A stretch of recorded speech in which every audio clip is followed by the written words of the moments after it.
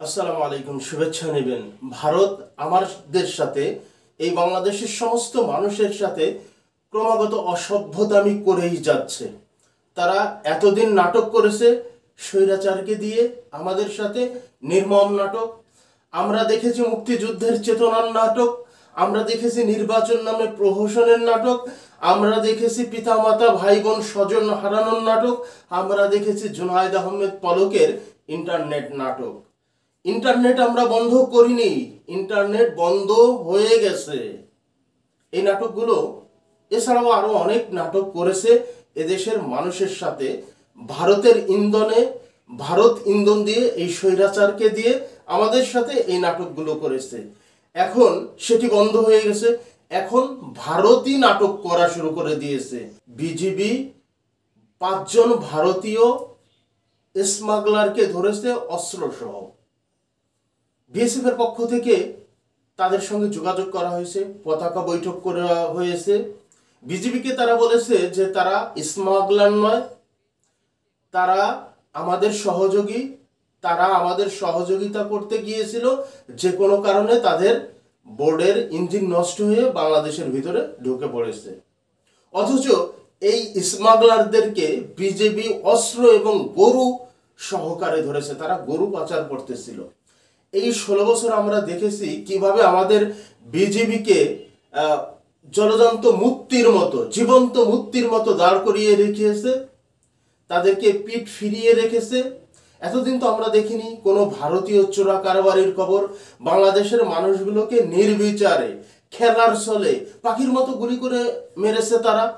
BSF মেরে তারপরে দাঁড় করিয়ে দিয়েছে কি চোরা কারবারি তাদের উপর হামলা করতে গিয়েছিল।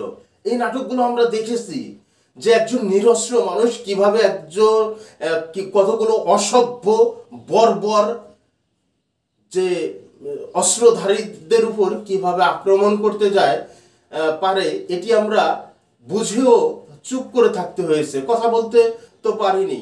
ভারতের বিরুদ্ধে কথা বললে তো আমাদের কি পরিণতি হয়েছে সেটা আবরার ফাহাদি রয়েছে।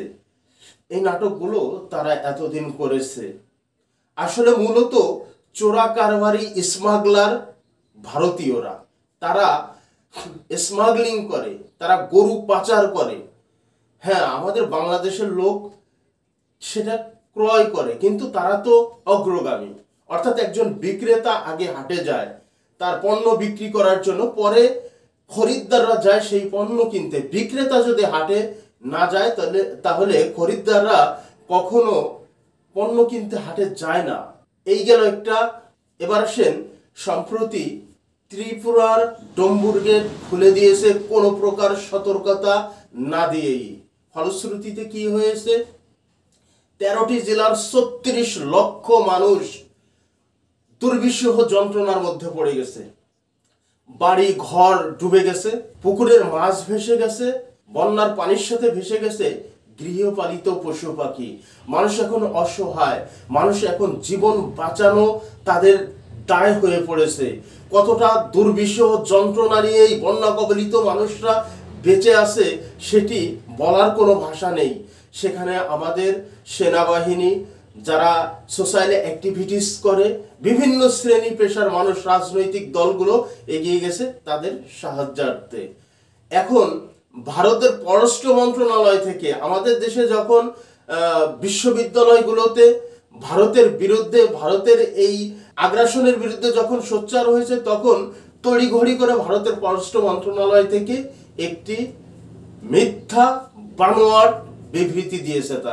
তাদের বিবৃতিতে তারা বলছে যে ত্রিপুরার ডম্বুর গেট তারা খুলে দেয়নি, সেটি নাকি খুলে গেছে। অথচ আমরা কিন্তু এই গেট খোলার পর মুহূর্তেই ত্রিপুরার যে মুখ্যমন্ত্রী রয়েছে তিনি যে বক্তব্য দিয়েছেন সেটি আমরা শুনেছি। তিনি বলেছেন যে গেটের পানি এত পরিমাণ হয়ে গেছিল, তারা শঙ্কিত ছিল যে গেট ভেঙে বের হয়ে যাবে, এই জন্য তারা গেট খুলে দিয়েছে। কি কারণে খুলে দিয়েছে এটা তারা কারণ হিসেবে দেখিয়েছে। গণমাধ্যমে প্রথমে এটা তারা প্রচার করেছে, পানি বেশি হয়ে গেছে গেট খুলে দিয়েছে, না হলে গেট ভেঙে বেরিয়ে যেত।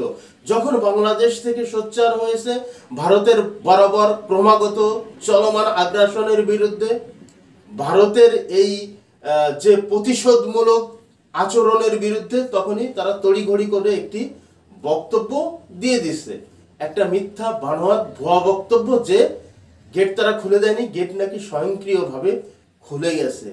মানে ওই যে পলক সাহেব বলেছিল না, পলক সাহেবের কাছ থেকে তারা শিখেছেন নাকি তাদের শিক্ষা পলক সাহেবকে দিয়ে বলিয়েছিলেন, সেটা তারাই ভালো বলতে পারবে।